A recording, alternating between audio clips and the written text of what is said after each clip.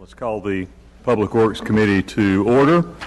We have some agenda changes. I'll note item G2 has been removed. This presentation is not yet ready. There is a new, I'm sorry, are we ready? Take two. Do I need to start? Okay, very good. To continue, we have a new item added to the end of the agenda. That is a review of the traffic calming request that was on public safety yesterday. Normally these are a double referral to the public safety and the public works, and it was left off public works for oversight.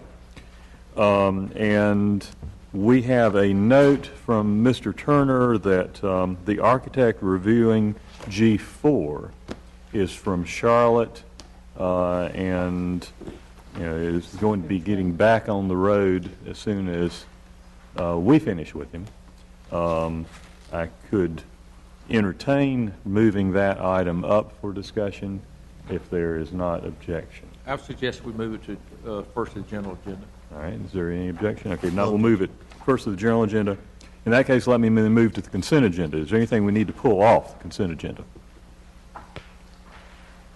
If there's nothing to pull off, Mr. Chairman, I make a motion to approve the entire consent agenda. Second. All right, discussion? Hearing none, those in favor, please say aye. Aye. Any opposed? That's approved. Thank you, ladies and gentlemen. Let's move to item G4, please. Update on Lowry Street building plans.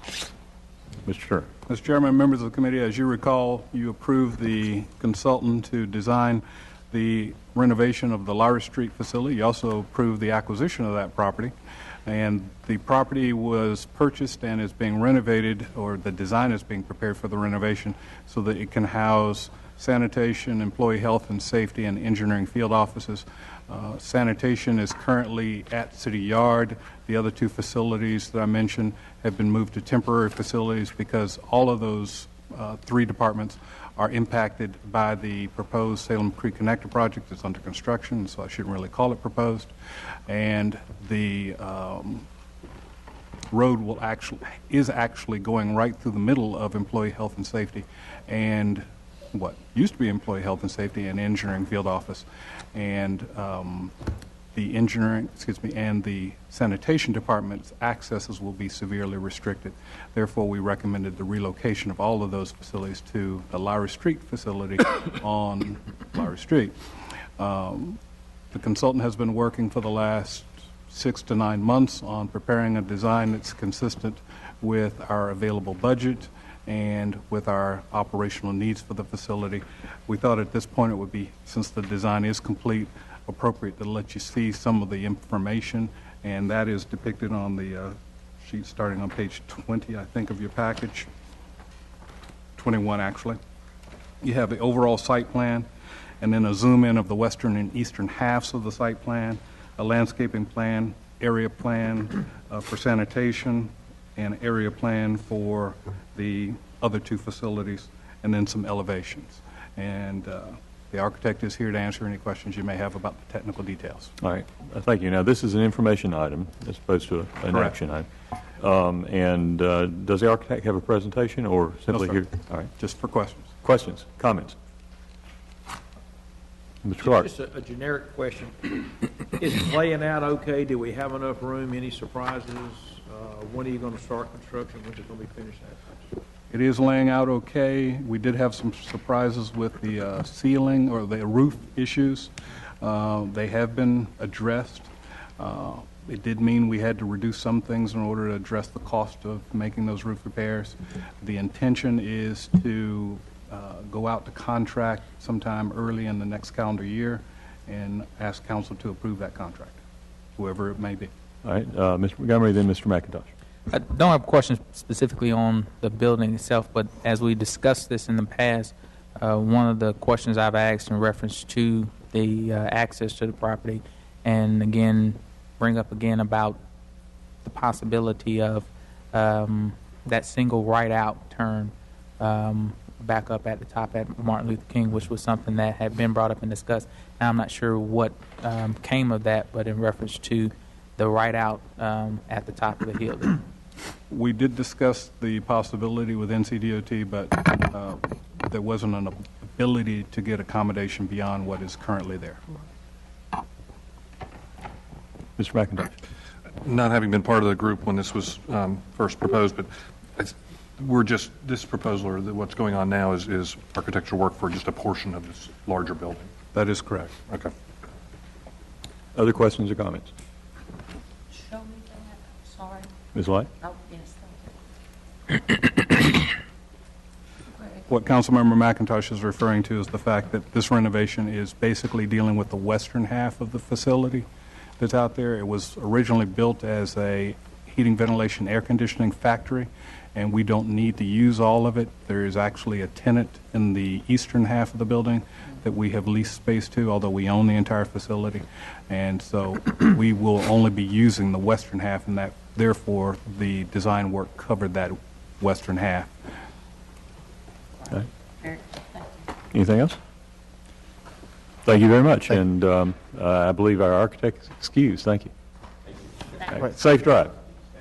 Traffic on 77 gets to be bad. 85 is no picnic either. Let's go back to item G1, please.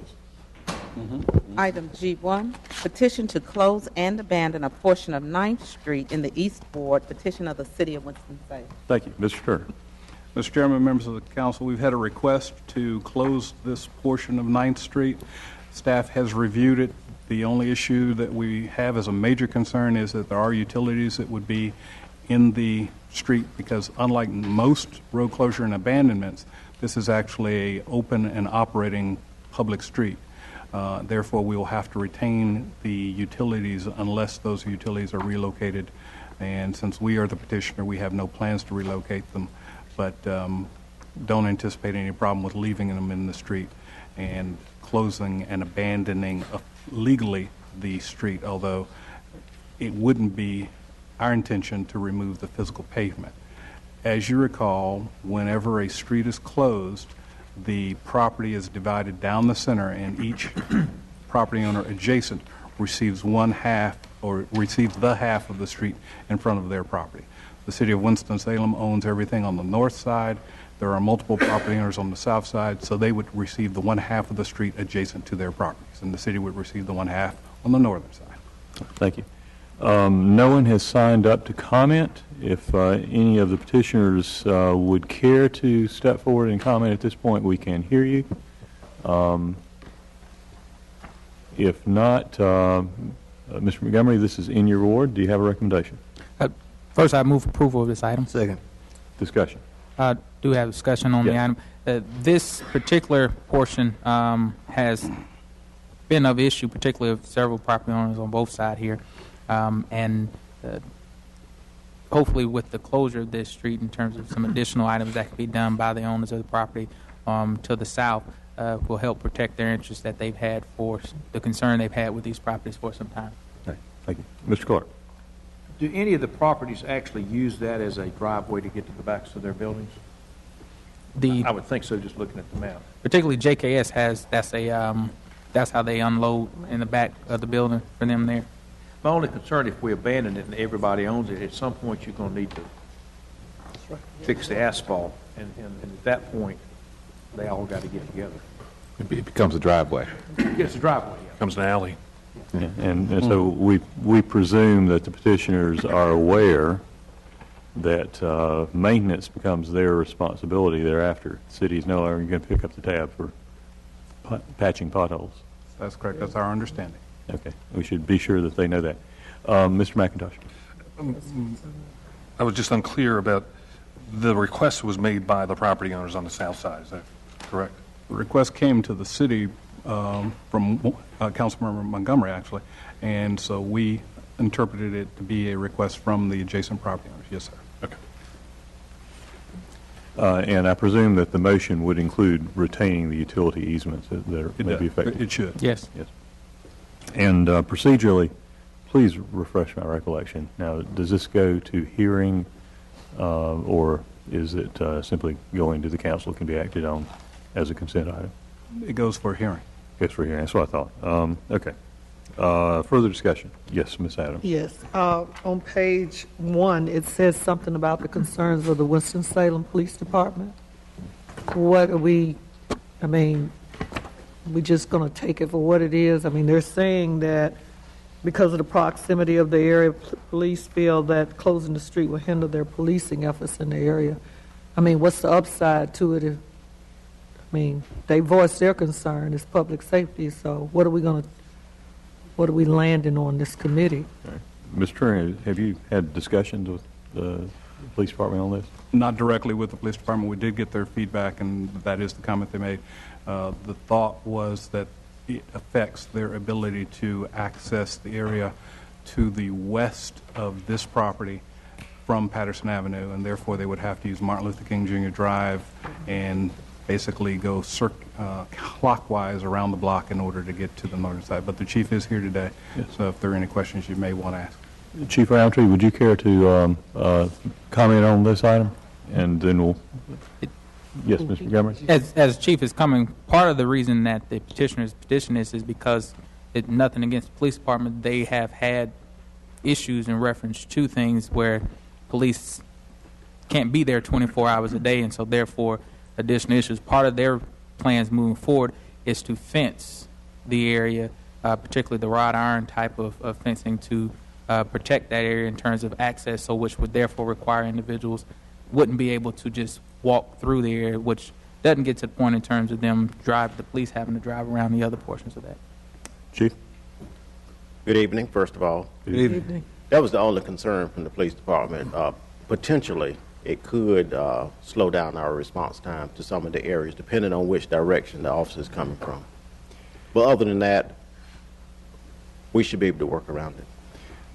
Would it be possible to maintain the city's half of the pavement open, unfenced, for quick police access? Mr. Montgomery? Doing that, and the petitioner probably will be looking to get some easement to stretch the fence across. Doing that doesn't accomplish the goal of prohibiting the pedestrian traffic through that area. And who had their hand up? I'm sorry, Mr. McIntosh. So that kind of goes to my question, is the property owners don't desire there to be through traffic Right. along behind here. Ms. Adams? So then what happens to the traffic, the people? I mean, they're going to go somewhere, whether they cut through here, as we know, or do now they go around and they're on Liberty or they're on, I know we've thought this through, or someone's thought it through, but I know, and we know, the ones of us that lived over in this area forever, there is traffic, and I'm talking human traffic. So where does it go now, Councilmember? May I ask the Councilmember Montgomery, where do you think it's going now, if they can't come through here? It'll go elsewhere, yes. But they won't go, they'll prohibit particularly the ability for them to cut through this street, and particularly it causes damage to, they've had damage caused to property, as well as vehicle properties and others that have been damaged based upon being parked there on the streets. There's sidewalk on the north side of North Liberty Street, correct? I think it's on both sides, but yes, definitely on the north side. Yeah, so one available avenue for foot traffic would be around the front of those properties on the sidewalk. That's not a definitive answer, but, Mr. Montgomery. But the foot traffic we're talking about is not people going to buy something from these individual stores. So it's the sense that the traffic that goes through that area is not one that is kind to the property owners there. And so by doing such, it will force and hopefully force them to be more visible in places that are more visible, therefore hopefully eliminating some of the presence there. Because there's the opportunity for you not to be seen by being able to be through there, to travel through that area. Looking at the street layout here, it would appear that, assuming this is still a current view, that North Liberty Street is is dead-ended at MLK. And so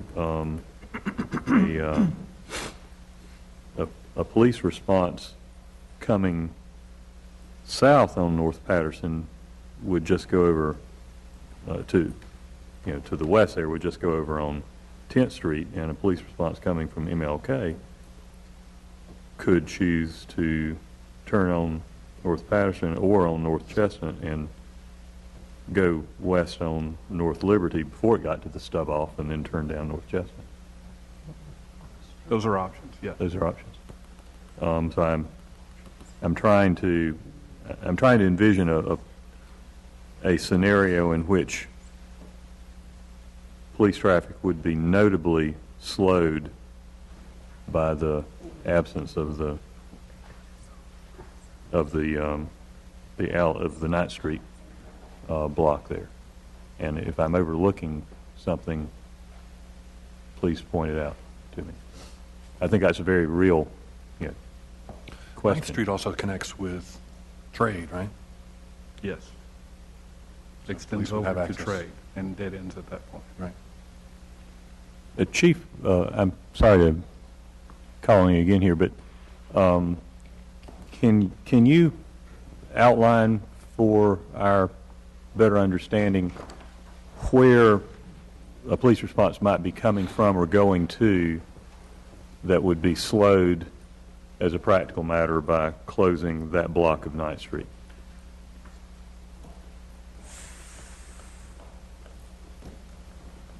All of this is part of Patrol District 1.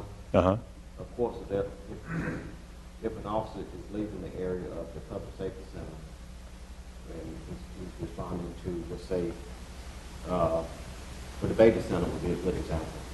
Normally they would come down the street here and make a left to Patterson, but they would have to come around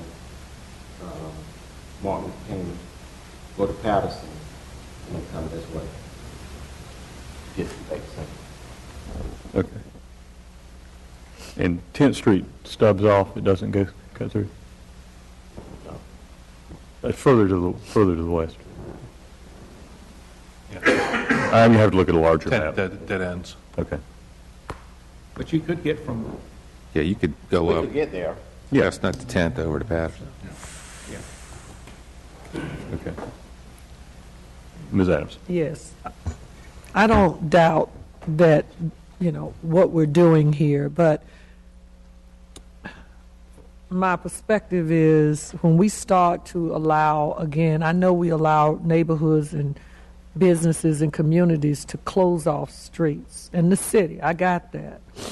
But this area right here, and for whatever reason, my concern is because maybe they got crime, maybe they don't like the way the I call it, the people, the transient, indigent people that live and walk around this area all day long, that they now can shut it down and say, well, you can't come to this part of the street because, you guys, people have been tearing up our property and all of that. My concern, again, is, are we really helping to solve the problem? I mean, these are people, and again, I grew up, walked this neighborhood. I'm just concerned that if this starts, just like I heard Councilmember Montgomery, I think yesterday, talked about the plan about property owners on Martin Luther King who are fencing their areas. As I drive through there every day, in my mind, I'm going, where Mr. Turner and Mr. Garrity, how is it that people can put fences up? I'm sure you guys are giving them some directive, but I'm wondering how is that possible that now we're allowing people to gate, to me, downtown. Again, that's another issue that we need to talk about as a council because we want to talk about it being a gated community. But now we really starting to do some things that are concerning to me. And maybe it's just me. I just, I see this as, again, cutting off some people from going through here and the city's being a part of it. And we know that the Samaritan is down the street. They're building their new building. And then we got Bethesda. And then we got the Rescue Mission down this way and a couple of other nonprofits that help for the least of us. And again, I just needed to say that for the record, that I am concerned. And I think we need to look at, as we move forward, again, I know we got a plan, Mr. Turner, but I want to see, Mr. Garrity, how we're moving this to start cutting off certain people in this community to be able to walk wherever they want to. And I just need to see that for my own conscience. I need to see that. That's all. Ms. Light, then Mr. Montgomery. I too have a Thank you, Chief. I too have a concern about this, mainly because when we've had requests for closing of streets, they have really virtually been non-functional streets or alleys or whatever, whereas this is a part of the grid of the city. And I don't know the answer to the concern of the businesses, but I'm a little skittish about the whole idea of closing off a street. Mr. Montgomery. I think all the comments that have been made are have some make sense to an extent. The difference here on this side of Martin Luther King in this area is because of the improvements, in my opinion, that have been made along the realignments that have taken away how Liberty Street goes and deads end, I think have now changed the dynamics for this side of the street. If you still had connections straight across from Liberty Street and other portions, and then you came in and decided to close this street, I think then you set a different precedent for how access is done. But because of the way the access, in my opinion, has already been changed due to the realignment there, this does not go, in my opinion, steps further in terms of cutting off connectivity, even though it goes a step further to provide additional there. So I do think in terms of if you were going in that area and just first step in, and then many of the area streets that we have here that over time have been realigned or closed from one area. That's why you have streets that you start one side that goes to 10th Street and then another side that goes over 6 blocks later and picks up again. So I don't think this is new per se, but maybe the intent and what we're looking at may be a little different. But the way that it's already been realigned that area, I don't think it's a new step in that area. Mr. Clark. Yeah. I was going to say, since I have sat on this council, a business in this block has left because of the break-ins. So the question is, do you want to close the street or do you want 5 empty buildings? Because if businesses are not safe, they will leave. So, and I don't see how it inconveniences anybody. You put 2 data points on here, whether you go this way or this way or this way or this way. It looks like me it's kind of the same number of feet.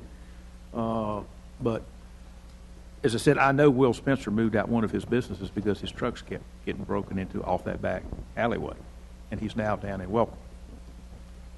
And there are other empty buildings. And I will say, and Ms. Adams, I do know of other businesses that have put up what I would call unattractive fences, not just fences, but unattractive fences.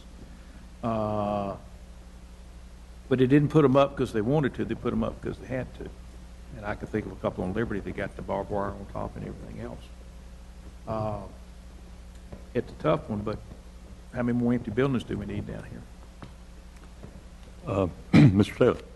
Yeah, I agree with Councilmember Clark's point. Not only do you have to consider the break-ins, but you also have to consider, I know we've all heard at some point in time, a lot of the lewd acts and things that are going on behind those buildings. Looking at the street, I do not believe in any way that access is limited by closing the street. I think that the 2 issues here is access and then public safety. I think the chief has indicated more or less that he can work around and as far as public safety is concerned. And I do want to point out that this particular area is probably the closest in any other area in the city to the police station. So I don't think response time will be limited in any way. The police will still have access to the area. Pedestrians will still have access to the area. But it would keep some of the businesses in play. And we always talk about attracting and maintaining our businesses. And part of the way to do that is not just with our money and with our time. I think we can make a significant investment by closing this particular street, keeping businesses, reducing some of the crime in the area, and still allowing the police to have access. Further discussion? All right, it's been moved and seconded to recommend, send forward to hearing with the recommendation for approval of the petition. Those in favor, please say aye. Aye. Any opposed, no. One abstention. I need to look at the larger map and consider the the police concern regarding cross-access. So that's 3 to none to 1 abstaining. Okay. This is just, I mean, you know, I've lived with this for how many years, but just seeing it on a map, why on earth is Liberty Street dead end inches from Martin Luther King without joining it? Great question. How was it be? It was a realignment. When the realignment was done, that connection would have been too close to the new Martin Luther King intersection. It was formed when Liberty was bent sort of to the south. To me, they should close the street. The traffic pattern issues, safety issues, about where the Liberty Street traffic comes and joins into MLK. It is confusing. As I say, it doesn't make sense when you look at it on paper. And the reason for the little segment being preserved was to provide access to those adjacent properties. Thank you. Separate question, we can deal with that. All right, number 2 has been removed. Let's move to item number 3, please. Item G3, presentation on fiscal year 2014-2015 leaf collection. Mr. Taylor. Good evening, Mr. Chairman and other members of the Public Works Committee. Good evening. Here to speak with you briefly about our plans and preparation for leaf collection 2014-2015. We've allowed Fleet Services to conduct a thorough inspection of all of our leaf vehicles. So all of the vehicles are prepped and ready for the season to begin. The leaf vacuums have all been serviced, and they're all available for the first day of collection. We've acquired spare parts for all of the leaf loaders, the vacuums, and the vehicles. We also will be bringing in 30 temps to assist us with leaf collection, which will give us a total of 64 employees to help us be as productive as possible. And our leaf beds will be added to our trucks within the next 2 or 3 days. We've already begun the process, so we're on schedule with that as well. We've got a banner ad on the city webpage for leaf collection. So if you go to TV 13, you'll see the scroll letting our residents know when we're about to begin. We're also doing something a little different this year. We're moving forward with a digital campaign with Facebook, Twitter, and some other social media venues that will target specific zip codes when we're in the area. So hopefully this will allow us to just get out more and more information. We also have, you notice it mentions billboards. That's actually referring to the scrolls that we utilize on TV 13. The information that we're putting out is going to be basically to instruct our residents to make sure that they bring the leaves behind the curb as much as possible and try to minimize them being in the street, and also to be careful not to place items in the leaf piles that would do damage to our equipment. So this year we also have stepped up our training efforts. So the beginning of the month of October, what we did was to take all of our drivers out, and the ones that were operating the automated equipment that will be operating this year have been trained on the equipment. Those drivers that have been trained for the pull-behind units have had special emphasis on backing to provide a more safer environment. As you notice, the leaf collection fleet now consists of an automated leaf collection vehicle, which would be on your left, and also the pull-behind. The difference there is the automated vehicle is a one-man vehicle, while the pull-behind leaf collection vehicle requires a 3-man crew. So the plan of attack. Starting November 3rd, we will begin in Quad 4. As you all are already aware, we rotate the quadrants each year. And so we're going to work clockwise around the city, beginning at Quad 4, moving all the way around, and we will repeat this rotation 3 times.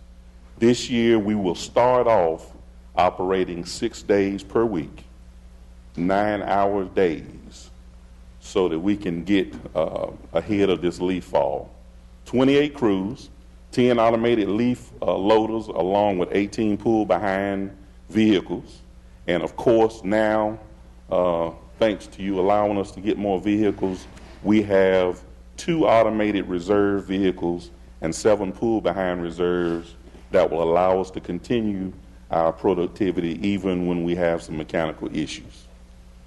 Okay, we still have 3 leaf collection sites. Reynolds Park Road is one that we utilize, Forum 52 on the north end of town, and we have a transfer site at 32nd Street that allows us to service those areas in the central part of the city more effectively. Okay, questions? Let me ask in your information advisories that go out, please include a request that folks not block the sidewalks with leaf Yes, piles, sir. because that's a recurring problem. Yes. And other comments or questions? Mr. Montgomery. From my experience, I know many a times I know we can try to push them as much as possible, but many folk put them out on the street or in the curb because they don't want them to stay on their grass for 4 weeks, and that's been kind of thing that I've seen. But I'm hopeful with the way that we're going to deploy this year that we're able to impact that. But that's been kind of the reason, because they set out and oftentimes, you know, they say once they get picked up, they got to then put seeds down or do something because the lawn gets beat up. Ms. Adams. Yes, forgive me. When did you say this was going to start? November 3rd. The training has already begun. But the leaf pickup starts November the 3rd.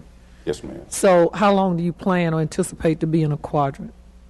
That depends upon several variables, the weather being one, as well as the leaf fall. Right now, we're seeing leaves come down pretty good. If they come down real heavy in the beginning, that extends the time. If they're kind of minor, then we can move through the quads relatively fast. Over the years, have we had to go back to the quadrants once we finish one?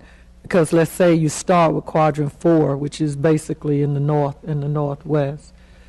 Do you have to go back? I know it's on the north end. I know we're getting more leaves falling right now. But what happens if, like you said, all the leaves haven't fallen and then all of a sudden they fall when you need to move on to the quadrant 3? We will go back, but we try to maintain our motion. If it becomes severe, then we have means of trying to help in those particular locations. But we will move forward with the process. If the leaves are minimal, then we'll get back there relatively quick. Okay, a couple more comments. I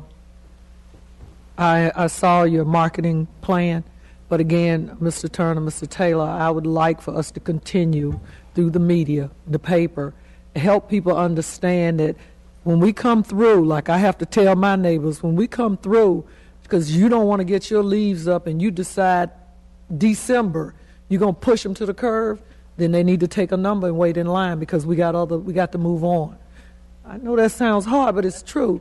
And I also know or would like to think, I'm giving us the benefit of doubt, we're in quadrant 4. I would not like to see us out on certain other streets getting leaves up when we're supposed to be working on these different quadrants. And now that the council members know, particularly those like me, I ride around like Ms. Berg. And I just want to see that. I don't want people calling us, some of us telling us, they're over in so-and-so picking up the leaves when I got leaves over here and they're supposed to be over here. Yes, ma'am. Okay. We'll make sure that everything's done in an equitable manner. Thank you. Mr. Montgomery. In reference to the digital portion that's going to go online, tell me a bit about how that is actually going to work. Marketing is spearheading an effort to work with a professional group that will use statistical measuring devices to determine how best to get our message out, depending upon what those particular social users are going to. Well, not that portion. I thought that in reference to being able to know where folks are, where, like, which quadrant they're in and where to work in that part. Oh, no problem.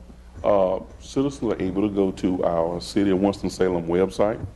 We have created a service finder that will allow them to be able to key their address in and see the progress of the crews as we go through the city. And then the other option, of course, is 311. And I think that's important. I think that's a good thing in terms of being able to have that opportunity, even for some of us, those who have individuals who may not be tech savvy in that sense.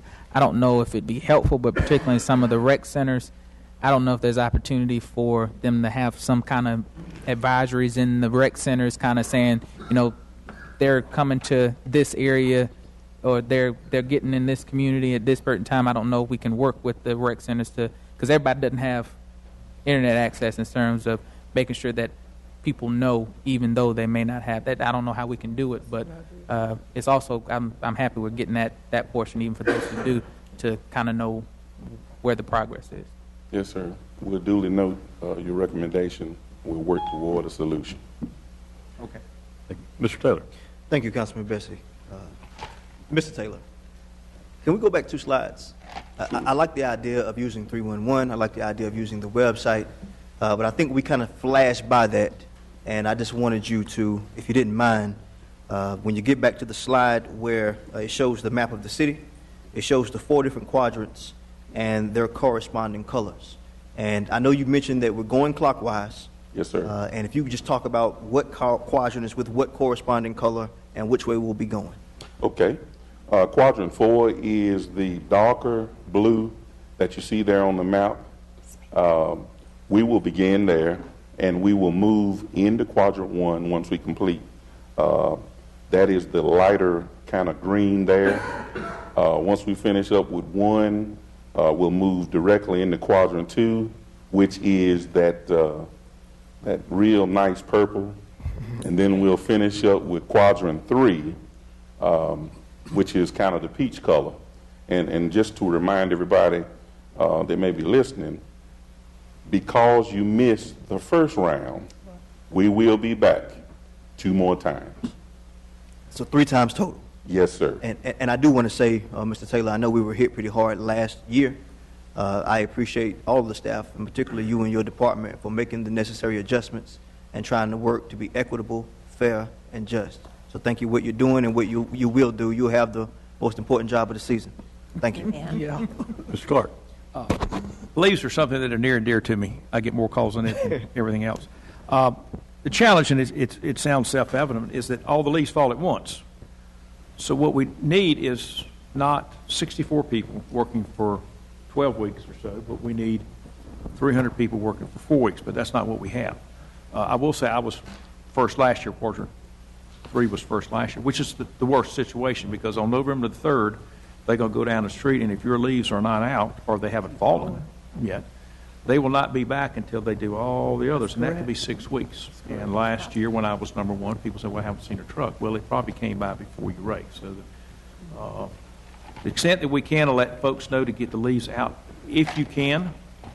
I do like the fact that we have added capacity. That's the main thing we need to try to get the trucks back around. Now, the good news, if your quadrants, the last to be picked, which is quadrants 2 and 3, by the time the trucks get there, most of the leaves are on the ground.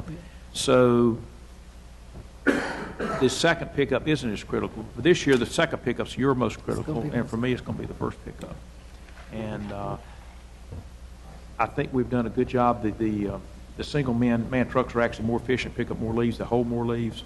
But if Mother Nature would just drop by a quadrant or something, that would help. But it doesn't. And I have learned about leaves on Halloween. There are very few leaves on the ground, and on Thanksgiving, there are very few leaves in the trees. They really fall in about a 3-week period there. With the exception of your willow oaks, and they tend to drop a little bit later.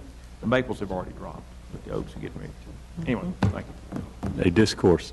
I've learned the hard way. Mr. Taylor, thank you to you and your crew. You always work hard, and this year, hopefully, we have helped fund the equipment and the repairs and maintenance necessary to get all the equipment in the field and working at the same time. But having said all that, I can predict now that in District 4, the word will be that they came by before the leaves fell. In District 3, it will be that the leaves were on the ground a month before we saw a truck. Yep. And in Districts 1 and 2, the word will be they came by the day before I raked. And we will hear this. So, thank you very much. You're in the best shape. That's why I'm going to pick up some best. They'll be through the first one. Yeah, last year I was on the hot seat. Okay, we go now to the added agenda item, which you will note was in the public safety packet for yesterday. Their item G4. Mr. Turner, if you will review this for us, please.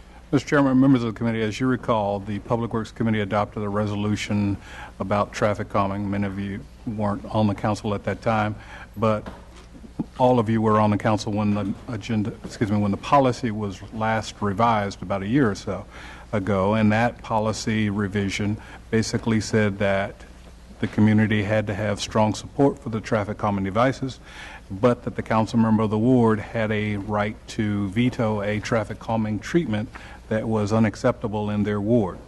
The Solomon Drive neighborhood has had him gone through the process that the policy calls for. They have asked for traffic calming devices that are known as speed humps, and after staff reviewed that and got feedback from the police department and the school system, there were concerns that, the fire department and the school system, there were concerns that the speed humps would negatively affect the response time for fire trucks as they went over them and had to slow down in order to get over them, and that the suspension systems of school buses would be negatively affected.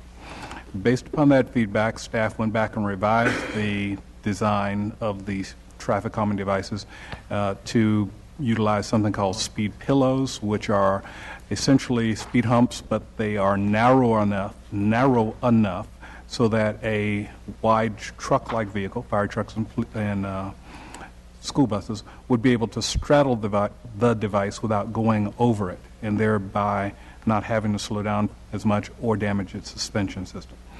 Based upon that revised design, staff is recommending the installation of traffic calming devices on Solomon Drive. If you look at page 29, there is a hybrid depiction of the widening that the state Union Cross Road project has done, and the reason for the white diagram is to indicate what the state has already built, but it's not showing up on aerials yet. And the rest of the road is shown as an aerial. The yellow dashes that you see, there are 3 of them, represent the locations where the speed pillows would go. So there would be 6 speed pillow devices at the locations where the yellow tick marks are on page 29 of your package. Be happy to answer any questions the council members may have. The additional information in the packet that you will probably not have seen before in connection with the specific traffic calming request was provided in response to my request a couple of months ago. Gathered information regarding calls for police and fire service, and you'll see that in your packet pages, that information pages 35 through 68. And you'll see there that in the neighborhood behind Solomon Drive, for which Solomon Drive is now one of the primary entrance and exit ways, there have been hundreds of calls for emergency service, police, fire, and other in that area. The concern that I've raised in cases generically, and that applies to this particular case, that I call to your attention for consideration, is the question of whether emergency access vehicles to the neighborhood behind Solomon Drive will be adversely affected in terms of timing. The substitution of the traffic pillows for the speed hump, or the speed pillows for the speed hump, does address the issue for the wide axle fire trucks and school buses. It does not address the issue for either ambulances or police cars. So those will need to slow down each time they approach the speed pillows. The question that I raise in this kind of case for your consideration is whether there is a net benefit to public safety from placing vertical measures like speed humps or speed pillows in connector streets like this, or whether there is a net negative effect to public safety overall.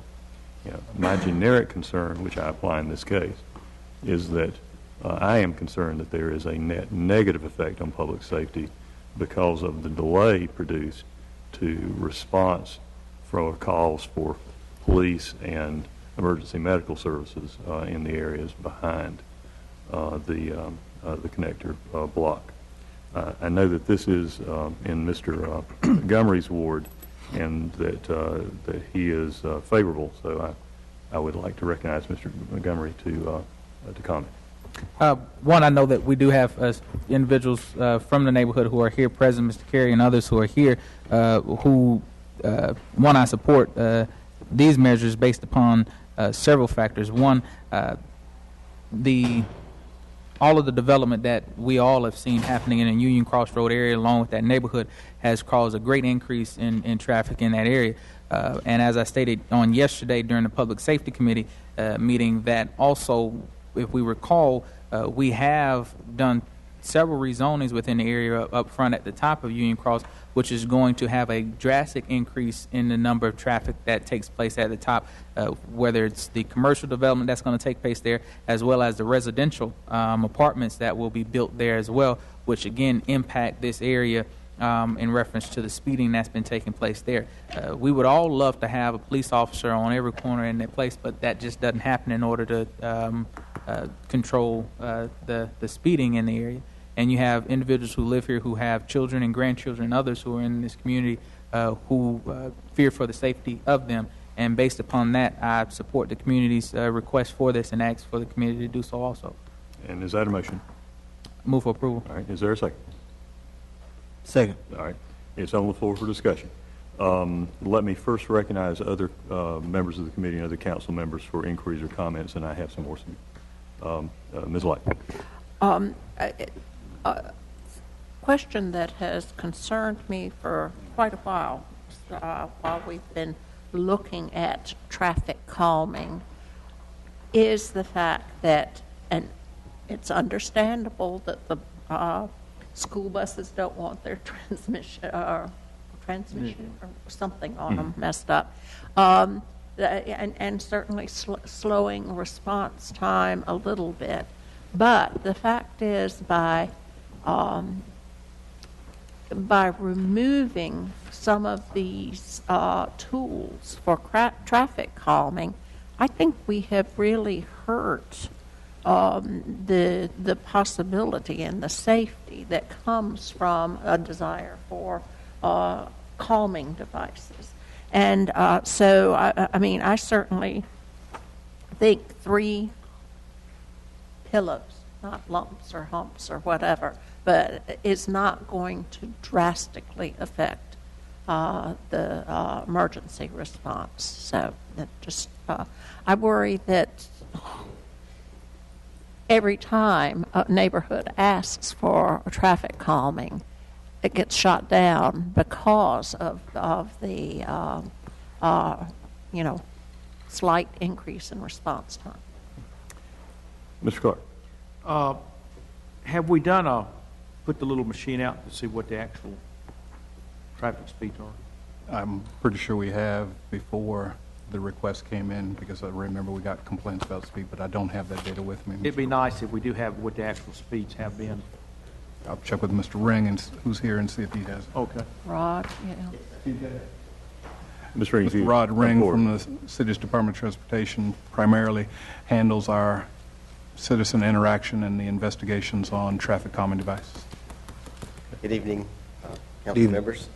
We took some after data after the Union Cross Road was construction took place.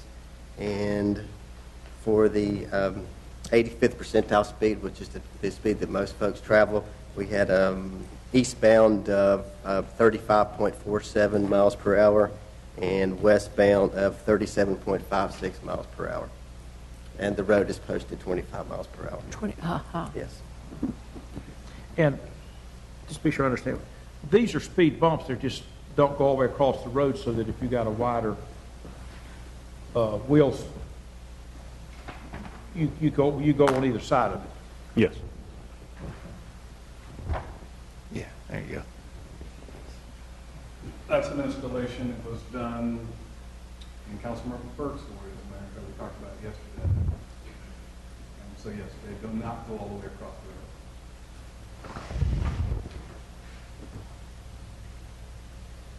So that's a depiction of our fire truck, number one, and straddle trucks.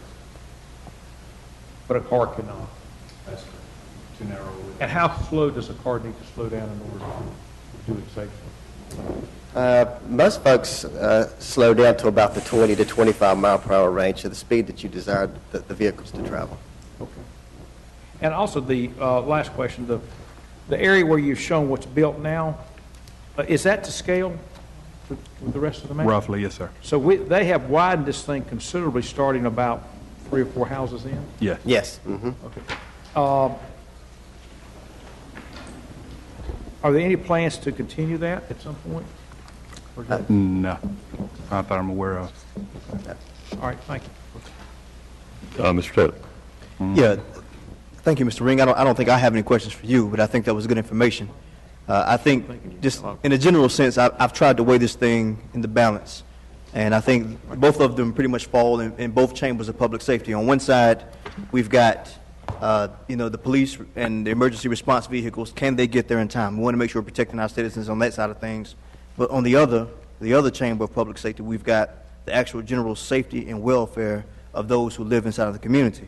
As I've weighed the options in the balance, I do feel like, the general safety and welfare of those who are in the community, the children and those who are pedestrians, who are running in the area, I think that their safety outweighs just a few additional seconds or a few additional levels of wear and tear on our police response vehicles. So I've seconded the motion. I actually abstained on yesterday in public safety, and I more or less wanted to kind of get the discussion on the table here in Public Works, but I'll be supporting the motion of the council member and the motion of the community. Okay. Mr. Ring, do you have accident history information regarding Solomon Drive? Let me check here.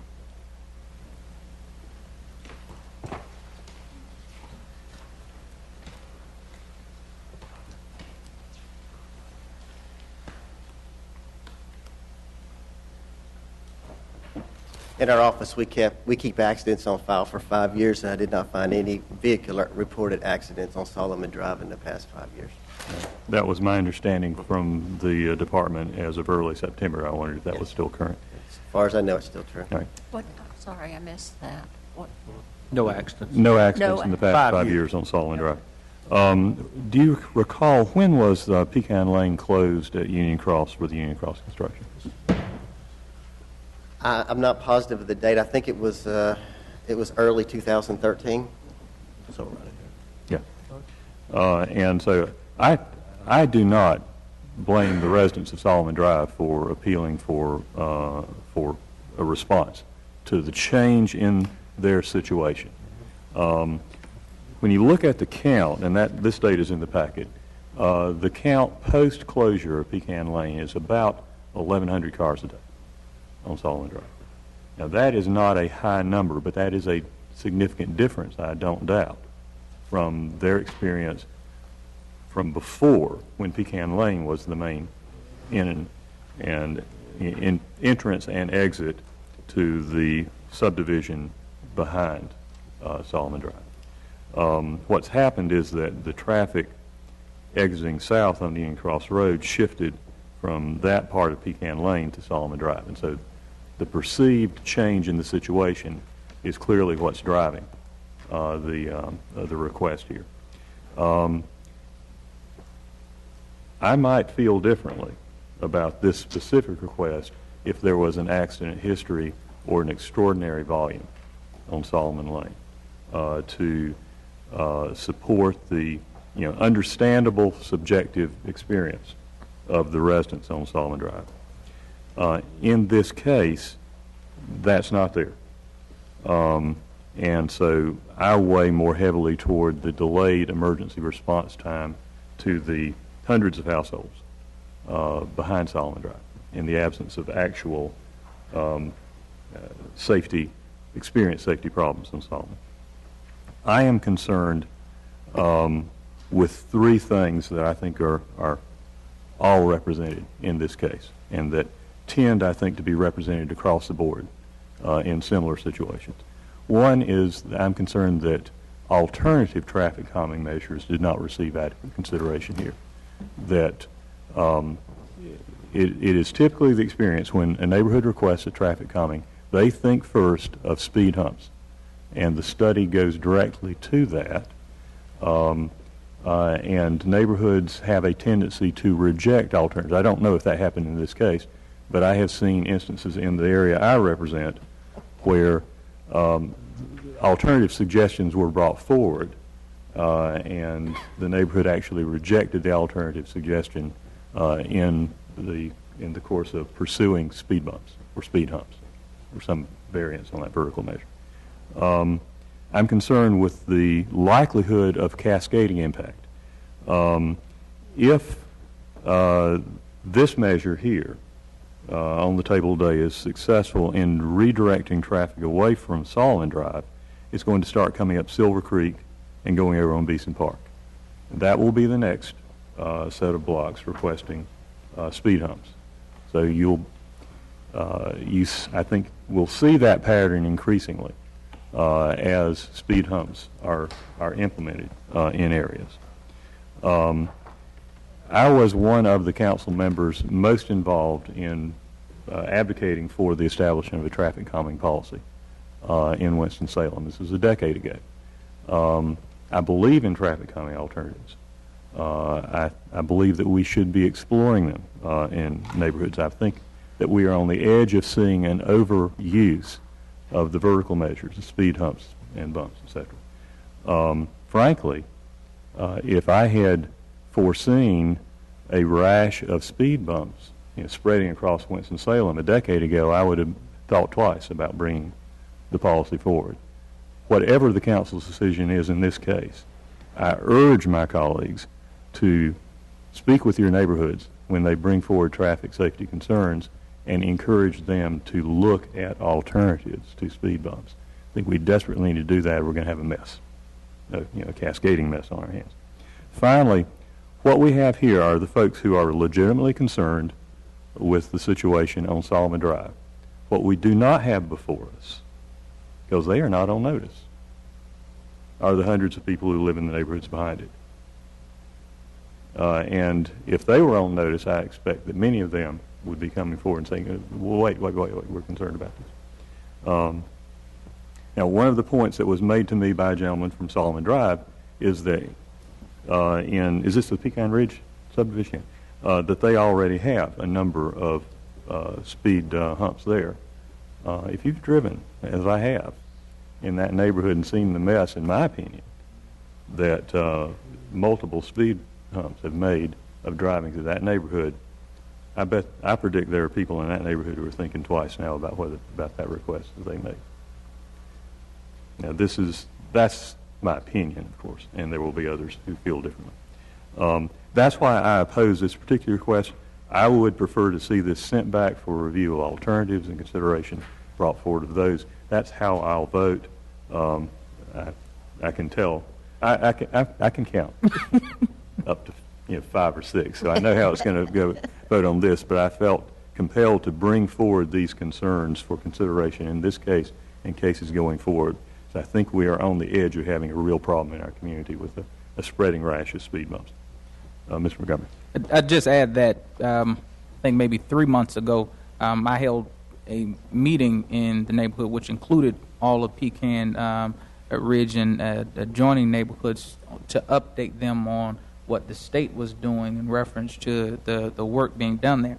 And not just from Solomon Drive area, which we heard there, but in other places already, including along Silver Creek and others in the area, they're feeling similar concerns in reference to some of the speeding that's taking place. They have not broached to the place of bringing forward in terms of street calming, but there is a grand sentiment within the area based upon the large amount of development that's taking place in that area in reference to how we protect those citizens in those neighborhoods from traffic, not always traffic that is coming from individuals that live in the neighborhood, but then others that is coming from them that's there. So I think that from what I heard in listening to individuals in that general area is they want to see even more being done to help slow. And it may not necessarily be all of them doing what we're doing here and what I support on Solomon, but from my opinion, from what I've heard from the majority of people in the area,